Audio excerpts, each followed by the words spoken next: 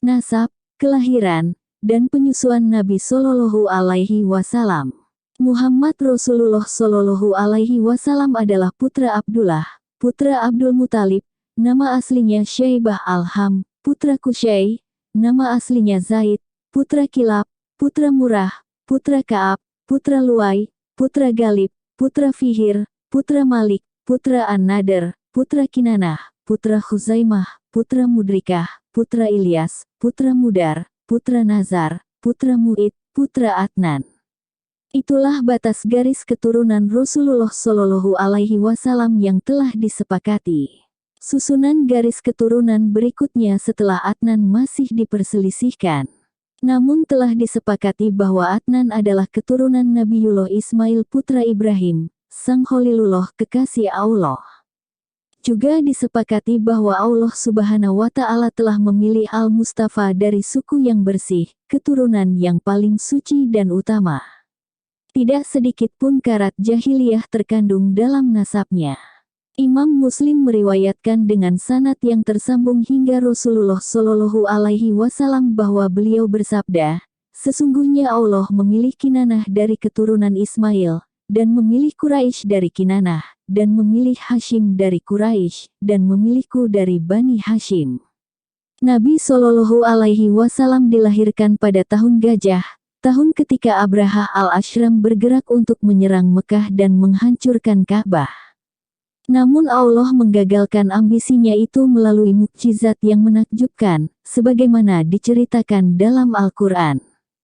Kelahirannya ini, menurut riwayat yang paling kuat jatuh pada hari Senin malam 12 Rabiul Awal. Beliau dilahirkan sebagai anak yatim.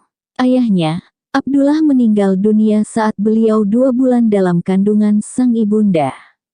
Kemudian beliau diasuh kakeknya Abdul Muthalib, dan disusukan sebagaimana tradisi bangsa Arab saat itu kepada seorang perempuan dari Bani Sa'ad bin Bakr yang bernama Halimah binti Abu Zu'aib. Para perawi sirah sepakat bahwa perkampungan Bani Sa'ad pada waktu itu tengah dilanda kemarau panjang yang merusak pertanian dan peternakan mereka. Tidak lama setelah Muhammad Shallallahu Alaihi Wasallam menetap di rumah Halimah, tinggal di kamarnya, dan menyusudarinya, tanaman-tanaman di sekitar rumahnya kembali tumbuh subur sehingga kambing-kambingnya pulang kandang dengan perut kenyang dan syarat air susu. Selama Nabi Shallallahu Alaihi Wasallam tinggal di perkampungan Bani Sa'ad, terjadilah peristiwa pembelahan dada sebagaimana diriwayatkan Imam Muslim. Saat beliau berusia 5 tahun, Halimah mengembalikan anak susuannya itu kepada ibunya. Namun beliau tidak lama dalam pengasuhan sang ibunda karena tak lama kemudian Sayyidatina Aminah meninggal dunia. Kemudian beliau diasuh kakeknya Abdul Muthalib, tetapi dia pun meninggal saat Muhammad Shallallahu Alaihi Wasallam genap berusia 8 tahun. Setelah itu, beliau diasuh oleh pamannya Abu Talib. Petikan pelajaran. Dari bagian sirah Nabi Shallallahu Alaihi Wasallam ini kita dapat mengambil beberapa prinsip dan pelajaran penting antara lain. Pertama, nasab Nabi Shallallahu Alaihi Wasallam yang mulia itu mengandung beberapa dalil yang jelas bahwa Allah mengutamakan Quraisy dari semua suku lain. Ini dengan jelas dapat kita baca dalam hadis yang diriwayatkan Imam Muslim. Ada juga hadis-hadis lain yang semakna. Salah satunya hadis yang diriwayatkan At-Tirmidzi bahwa Nabi Shallallahu Alaihi Wasallam pernah berdiri di atas mimbar kemudian bertanya, "Siapakah aku?" Orang-orang menjawab, "Engkau adalah Rasulullah alaikassalam." Beliau bersabda, "Aku adalah Muhammad bin Abdullah bin Abdul Muthalib. Sesungguhnya Allah menciptakan manusia, lalu memilah mereka ke dalam 2 kelompok. Lantas dia menjadikanku dalam kelompok terbaik, lalu dia membuat mereka menjadi suku-suku, lantas dia menempatkanku dalam suku terbaik, selanjutnya dia membuat mereka menjadi rumah-rumah, lantas dia menjadikanku di dalam rumah yang terbaik anggota-anggotanya." Penting diingat, salah satu keniscayaan mencintai Rasulullah Shallallahu Alaihi Wasallam adalah mencintai kaum dan suku tempat beliau dilahirkan. Keniscayaan ini tidak memandang aspek pribadi atau golongan, tetapi semata-mata karena aspek hakikat.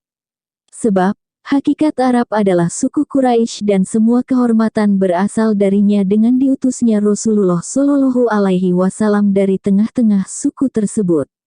Meskipun ada orang Arab atau keturunan Quraisy yang menyimpang dari jalan Allah yang merusak kemuliaan Islam yang telah dipilih oleh Allah bagi hambanya.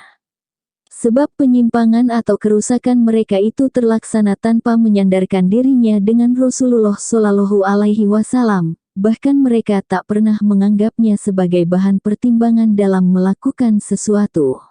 Kedua, bukan kebetulan jika Rasulullah Shallallahu Alaihi Wasallam dilahirkan sebagai anak yatim, lalu tidak lama kemudian beliau kehilangan kakeknya sehingga di masa-masa awal kehidupannya beliau jauh dari asuhan ayahnya dan terhalang dari kasih sayang ibunya. Allah telah memilihkan tempat khusus bagi tumbuh kembang nabinya karena beberapa hikmah yang luar biasa. Bisa jadi yang terpenting di antaranya adalah agar para pembela kebatilan tidak punya celah untuk menyusupkan keraguan-raguan dalam hati manusia. Seandainya Nabi Muhammad dilahirkan tidak dalam keadaan yatim, kemudian beliau dididik dan diasuh oleh ayahnya, juga oleh kakek dan paman-pamannya, sangat mungkin ada yang berprasangka bahwa Nabi Muhammad menikmati keberhasilan dakwahnya yang beliau serukan sejak usia belia berkat arahan dan bimbingan ayah dan kakeknya. Sebab Abdul Muthalib adalah pemuka kaumnya yang berwenang atas Al-Rifadah dan Al-Sikayah, yakni pemberian makan dan minum bagi jamaah haji. Menurut sangkaan itu, sangat wajar jika seorang kakek mendidik cucunya atau ayah mendidik anaknya berdasarkan warisan leluhur mereka. Kebijaksanaan Allah Subhanahu wa Ta'ala itu sungguh membuat para pembela kebatilan tidak punya celah untuk menyusupkan keraguan karena Rasulullah Shallallahu Alaihi Wasallam tumbuh dan berkembang jauh dari pendidikan ayahnya, ibunya, atau kakeknya, bahkan di masa-masa awal pertumbuhannya. Allah Subhanahu wa Ta'ala benar-benar menghendaki beliau menjalani masa itu di dusun Bani Sa'ad, jauh dari lingkungan keluarganya. Ketika kakeknya meninggal dunia, beliau diasuh oleh pamannya, Abu Talib yang meninggal dunia 3 tahun sebelum hijrah. Terlebih lagi, pamannya ini tidak memeluk Islam hingga akhir hayatnya sehingga tidak mungkin bagi siapapun untuk menuduh bahwa pamannya itu mempengaruhi risalahnya, atau bahwa persoalan ini adalah persoalan suku, keluarga, kepemimpinan, dan pangkat. Demikianlah kebijaksanaan Allah Subhanahu wa Ta'ala menghendaki agar Rasulullah Shallallahu Alaihi Wasallam tumbuh berkembang sebagai anak yatim, dan kemudian diasuh dalam pemeliharaan Allah. Beliau tumbuh tanpa orang-orang yang memanjakannya dan keberlimpahan harta yang menambah kenyamanan hidupnya. Dengan begitu, jiwanya tidak cenderung pada keagungan harta benda atau martabat, dan agar beliau tidak disilaukan oleh jabatan, kedudukan sosial, dan ketokohan di tengah masyarakatnya. Jadi, kenabiannya tidak dicampuri hasrat duniawi dan popularitas. Tujuan lainnya adalah agar manusia tidak menuduh beliau berpura-pura menjadi nabi padahal mengincar kenikmatan dunia. Ketiga, para perawi sirah Nabi Shallallahu Alaihi Wasallam sepakat bahwa tempat-tempat yang disinggahi Halimah As-Sa'diyah kembali menghijau padahal sebelumnya kering kerontang. Kantong susu unta tuanya pun menjadi penuh padahal sebelumnya kering tidak mengeluarkan setetes pun susu. Ini menunjukkan keagungan Rasulullah Shallallahu Alaihi Wasallam dan ketinggian martabatnya di sisi Allah, bahkan sejak beliau kanak-kanak. Salah satu wujud pemuliaan Allah bagi beliau yang paling menonjol adalah Dia memuliakan rumah tangga Halimah As-Sa'diyah yang mendapat kehormatan untuk menyusui beliau. Ini bukanlah fenomena yang aneh atau mengherankan, karena syariat Islam telah mengajari kita untuk memanjatkan doa istisqa lewat keberkahan orang-orang yang soleh serta ahlul bait Nabi Muhammad Shallallahu Alaihi Wasallam ketika hujan tidak kunjung turun dengan harapan agar Allah mengabulkan doa kita. Jadi, anehkah jika tempat yang dilewati dan kemudian ditinggali Rasulullah Shallallahu Alaihi Wasallam dilimpahi kebaikan, kesuburan, dan kemakmuran. Padahal beliau masih bayi yang dipangku dan disusui Halimah. Tentu saja tidak aneh. Menghijaunya tanah kering di sekitarnya adalah karena kedudukan beliau, lebih luar biasa daripada turunnya hujan dan mengalirnya mata air. Semua itu terjadi karena kekuasaan Allah, dan hanya Dia semata penyebab seluruh sebab. Maka, sangat pantas jika Rasulullah Shallallahu Alaihi Wasallam berada di urutan paling depan dalam rangkaian sebab-sebab keberkahan dan pemuliaan Allah, karena beliau adalah rahmat Allah bagi manusia, bahkan bagi seluruh alam, sebagaimana ditegaskan dalam firman-Nya. Dan tiadalah kami mengutusmu, melainkan untuk menjadi rahmat bagi semesta alam. Quran Surah Al-Anbiya, ayat 107. Keempat, peristiwa pembelahan dada yang dialami Nabi Shallallahu Alaihi Wasallam ketika berada di perkampungan Bani Sa'ad dianggap sebagai salah satu tanda kenabian dan bukti bahwa Allah memilihnya untuk mengemban urusan yang agung.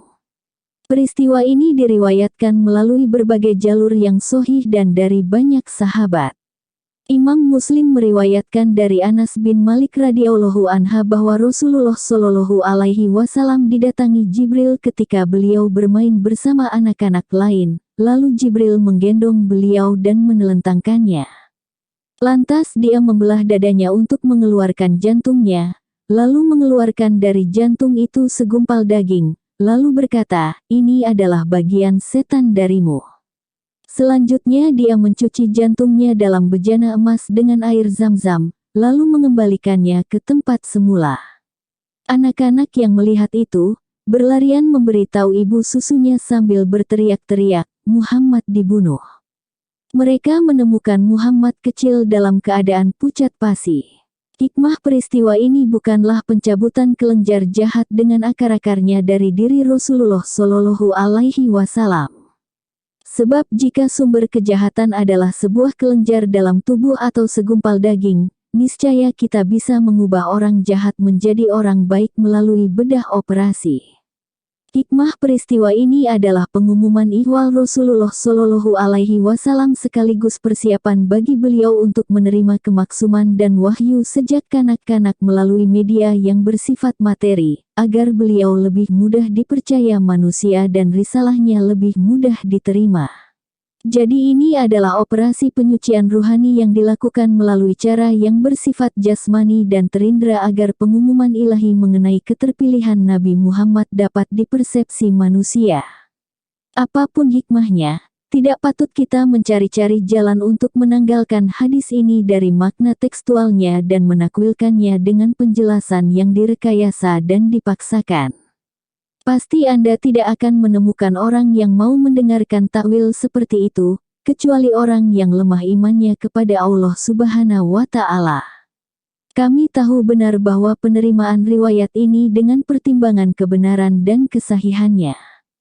Jika riwayat itu jelas-jelas terbukti sahih, tidak ada secuil pun alasan untuk menolaknya.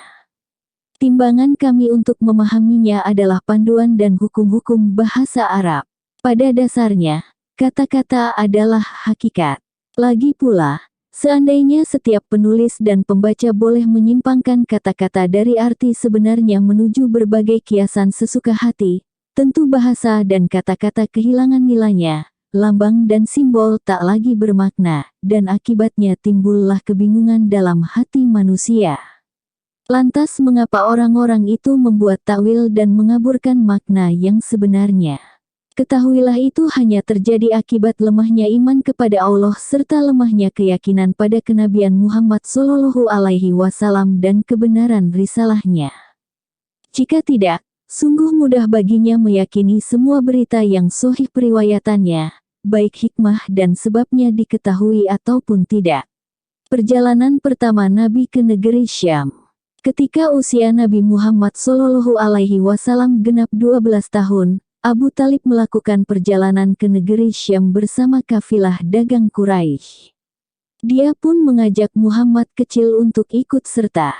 Ketika rombongan itu singgah di Basrah, mereka bertemu dengan seorang rahib yang bernama Buhairah. Dia sangat menguasai Injil dan memahami ajaran Kristen. Di sanalah Buhairah melihat Nabi Shallallahu Alaihi Wasallam. Dalam perjumpaan itu, dia memperhatikan Nabi Muhammad secara saksama dan mengajaknya bicara.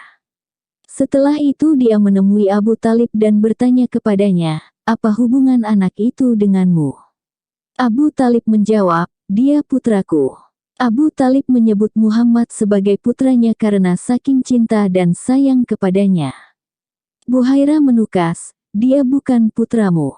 Tidak mungkin ayah anak ini masih hidup." Abu Talib mengaku, "Dia keponakanku." "Apa yang terjadi pada ayahnya?"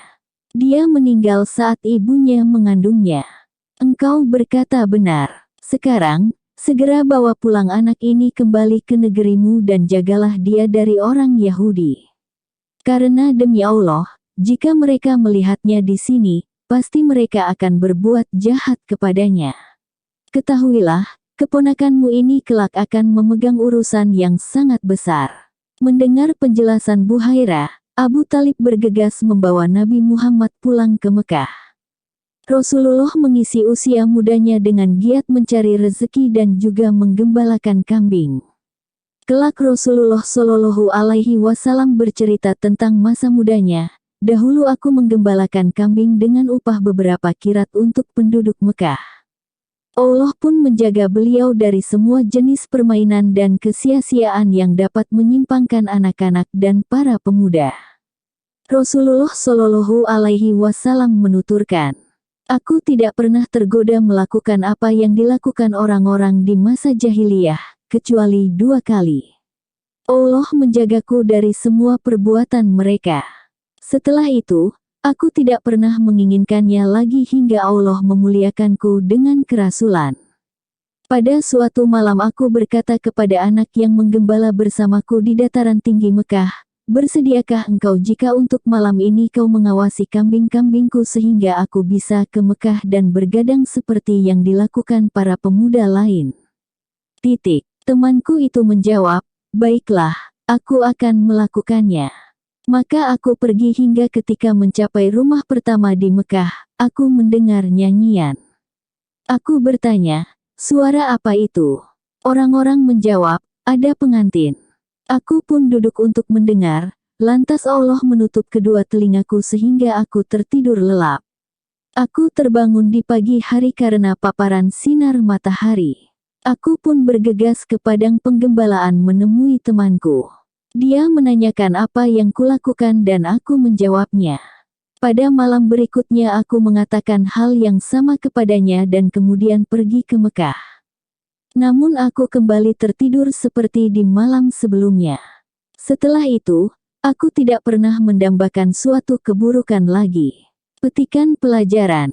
Kisah pertemuan Rasulullah Shallallahu Alaihi Wasallam dengan Buhairah yang diriwayatkan semua ulama ahli sirah, juga oleh At-Tirmidzi dari Abu Musa al-Asy'ari menunjukkan bahwa ahli kitab, baik Yahudi maupun Kristen, memiliki pengetahuan tentang kenabian Nabi Muhammad Shallallahu Alaihi Wasallam dan tanda-tandanya.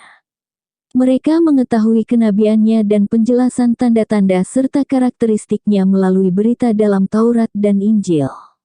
Ada banyak dalil mengenai hal ini.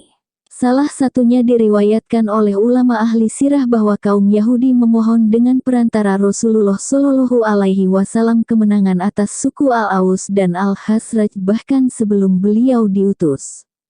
Mereka berkata, "Seorang nabi akan diutus tidak lama lagi. Kami akan mengikutinya dan menumpas kalian seperti ditumpasnya kaum Ad dan Iram." Tatkala kaum Yahudi melanggar janji mereka itu, Allah menurunkan firman-Nya. Dan setelah datang kepada mereka Al-Quran dari Allah yang membenarkan apa yang ada pada mereka, padahal sebelumnya mereka biasa memohon kedatangan Nabi untuk mendapat kemenangan atas orang kafir, maka setelah datang kepada mereka apa yang telah mereka ketahui, mereka lalu ingkar kepadanya. Oleh karena itu, laknat Allah atas orang yang ingkar itu. Quran Surah Al-Baqarah ayat 89. Al-Qurtubi dan yang lainnya juga meriwayatkan bahwa ketika turun firman Allah Subhanahu wa Ta'ala, orang-orang Yahudi dan Kristen yang telah kami beri Alkitab Taurat dan Injil, mengenal Muhammad seperti mereka mengenal anak-anaknya sendiri. Dan sungguh sebagian di antara mereka menyembunyikan kebenaran, padahal mereka mengetahuinya. Quran Surah Al-Baqarah ayat 146. Umar bin Khattab bertanya kepada Abdullah bin Salam, orang Yahudi yang kemudian masuk Islam, apakah kau mengenal Muhammad Rasulullah Shallallahu Alaihi Wasallam sebagaimana kau mengenal putramu sendiri? Dia menjawab, ya, bahkan lebih dari itu. Allah mengutus petugasnya di langitnya kepada petugasnya di buminya untuk menyampaikan sifat Nabi Muhammad Shallallahu Alaihi Wasallam sehingga aku mengenalinya.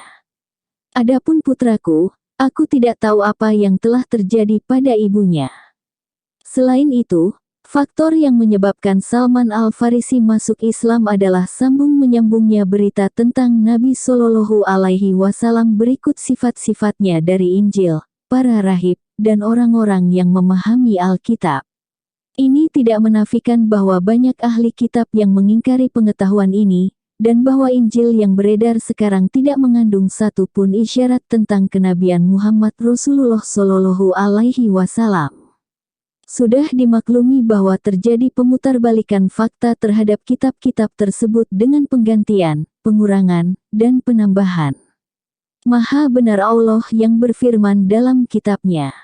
Dan di antara mereka ada yang buta huruf, tidak mengetahui Alkitab Taurat, kecuali dongengan bohong belaka dan mereka hanya menduga-duga.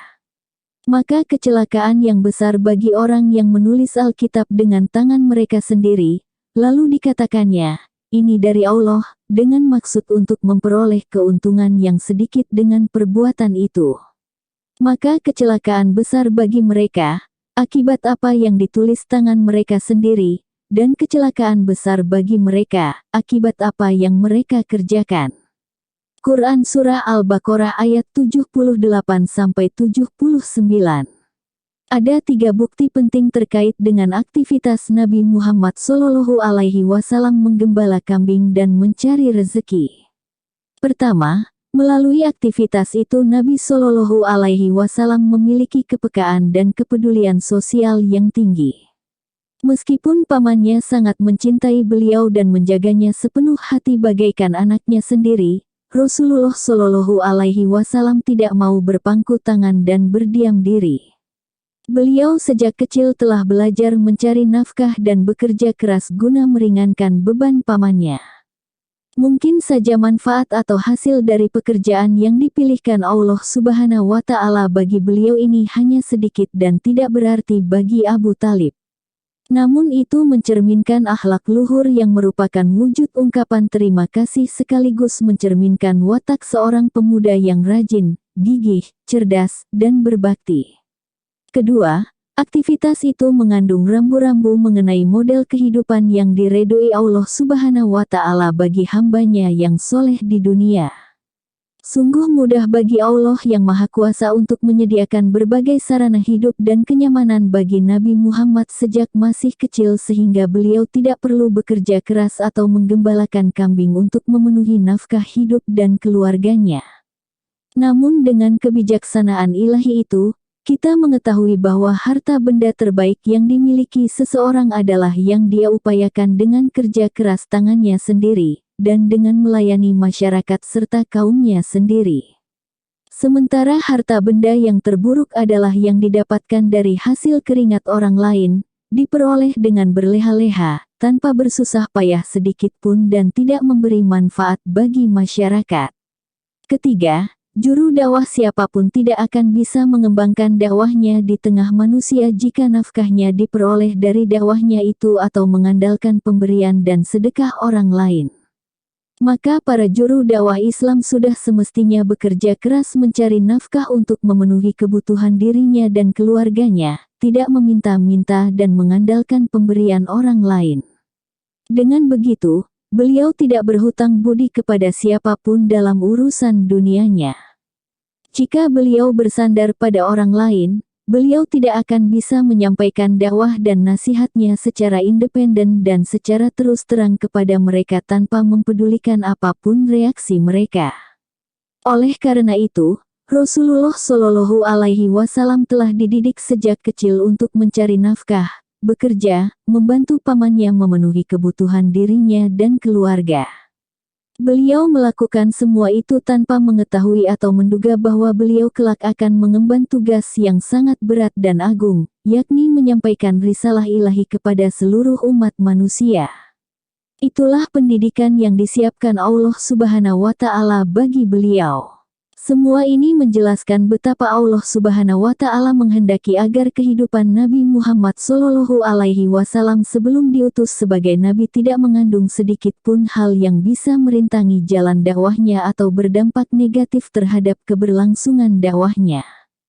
Kisah yang diceritakan Nabi SAW tentang dirinya sendiri bahwa beliau dipelihara Allah dari segala keburukan sejak kanak-kanak dan di awal masa remajanya mengandung penjelasan bagi kita tentang dua hikmah yang sangat penting, yaitu: pertama, Nabi SAW memiliki karakteristik sebagai manusia seperti manusia lainnya. Beliau memiliki kecenderungan fitrah yang juga ditemukan dalam jiwa setiap pemuda. Semua orang memiliki kecenderungan itu sebagai bagian dari kebijaksanaan Allah. Tentu saja sebagai remaja, beliau ingin sekali-kali merasakan nikmatnya permainan dan begadang bersama para remaja lain. Namun, Allah menjaganya dari semua itu demi keberhasilan dan kelangsungan dakwah Islam di masa depan.